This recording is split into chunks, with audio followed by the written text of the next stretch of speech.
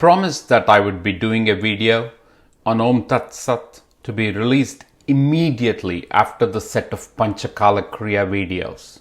And here it is.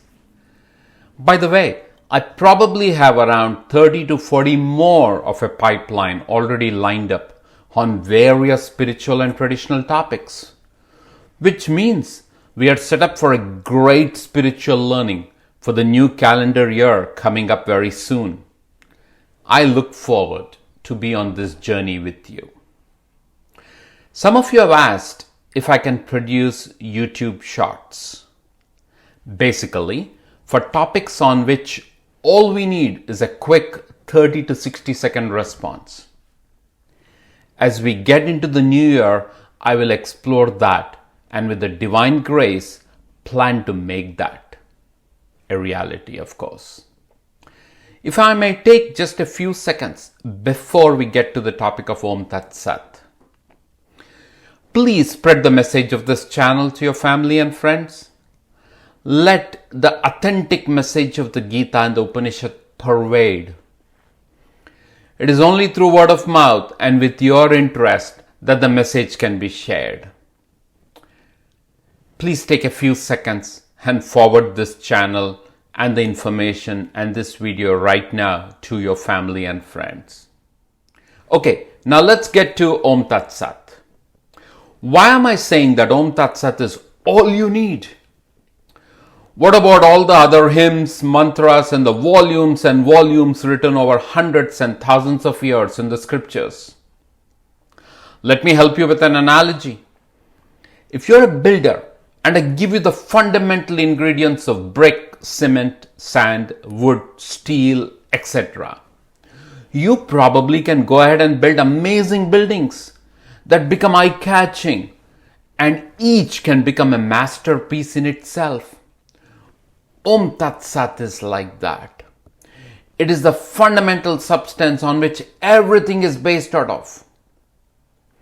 Let us dissect Om Tat Sat a bit more, starting with the syllable Om. When you reduce all of the universe manifestation into its very basic form, meaning everything you see around yourself, including you, if you reduce it, that's when you get to a state where everything evolves from a simple sound vibration. We do not comprehend this simple sound energy from where it started, because that's unfortunately our default nature. It's like when you see a magnificent building, we rarely admire and think about what goes on into it, the cement, the stone particles that actually make up the building. Similarly, our minds go to the animate and the inanimate things around us, but rarely go back to the primordial or the fundamental sound energy responsible for all of it, which is Om. It is hard for us to perceive this, given that we are so accustomed to seeing the outputs of creation versus the raw material and the building blocks of creation. Krishna in Gita chapter 17 verse 24 actually says that when you perform any action, be it routine operational work, even while offering charity, getting started with your daily practices of the day, or practically anything, the spiritual aspirants always start with uttering Om. The syllable Om represents the fundamental source and attribute of divinity. It is the seed mantra. The Mandukya Upanishad says it authoritatively in the first verse itself. This sound Om is all there is. It is the has been, the being, or everything to be. All of that is Om. Krishna goes further in chapter 8 verse 13 to say that a spiritual aspirant on the path of spirituality even departs this body while chanting the syllable Om. Only then will the spiritual aspirant attain the supreme goal of merging with divinity. Meaning, you become part of this fundamental energy of the source of this entire manifestation or divinity. Hence, you utter Om before, during, and after completing an activity or even a deliberated thought. Now, let's move on to Tat. Tat means that in this context. That refers to the divinity that is inside us but also outside us. Meaning, divinity pervades in us, but at the same time, we are also part of divinity. There are many verses in the Gita in chapter 9 to this end. When you commence and execute any activity and pivot the outcome of that to Tat, or that divinity which is the source of you, then you are essentially not getting tangled in the spaghetti or the roller coaster of ups and downs. You still go through the ups and downs of life, but the key is you will not get entangled. Meaning, through that or Tat, you become an observer of the activity, but stay away from getting entangled mentally and emotionally.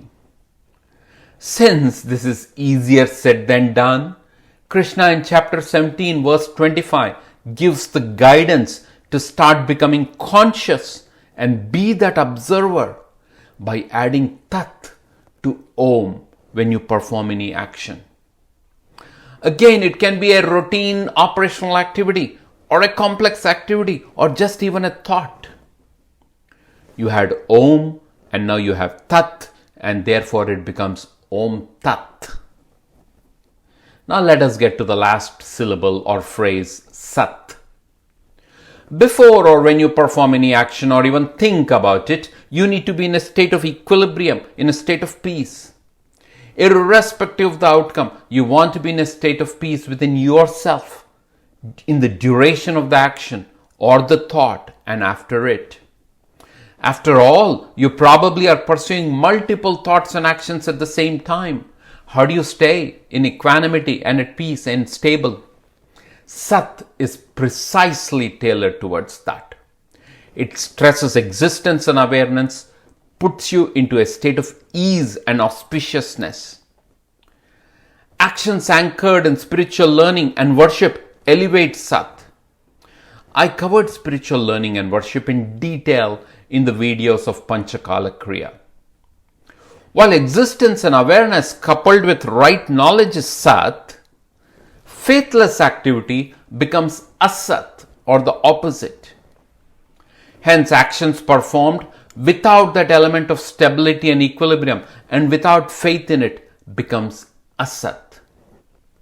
Krishna in chapter 17 verse 26 and 27 brings the word Sat to the foreground as a fundamental invocation. There are other references to it prior as well in chapter 9 and chapter 13, but it's in chapter 17 that Krishna emphatically brings Sat to the front. You become conscious and get into a mode of stability before and performing an action by adding Sat to Om and Tat. So you had Om earlier, then you added Tat, and now you will add Sat. The words Om, Tat and Sat describe in totality the fundamental raw materials of this universe, of life itself. Keeping this in our thoughts and in our speech puts you into a mode of divinity. Om Tat Sat is all you need, the only mantra you will ever need during this current lifetime and even at the moment of death. Of course, if interested, go ahead and learn and chant the various mantras that have been written and recited since thousands and thousands of ages. But remember, the source of it all is Om Tat Sat. Let us learn to recognize not only the magnificent buildings, but the raw materials, the stones and the steel that make up the building. Similarly, recognize Om Tat Sat. When you recognize that at the core it is the same set of raw materials that make up this entire universe, the magnificent universe and the magnificent buildings, but at the core it is the same substance, Om Tat Sat, then you recognize that is spirituality, that is divinity. Om Tat Sat is all you need, the only mantra you will ever need. go ahead and chant it. Chant it how many ever times you want. If you can, of course, go ahead and chant the other mantras and the detailed mantras written in the scriptures and everything else. But at any time, you can always go back to the seed or the source of everything in this universe, which is Om, Tat and Sat. Stay blessed, and I'll talk to you soon.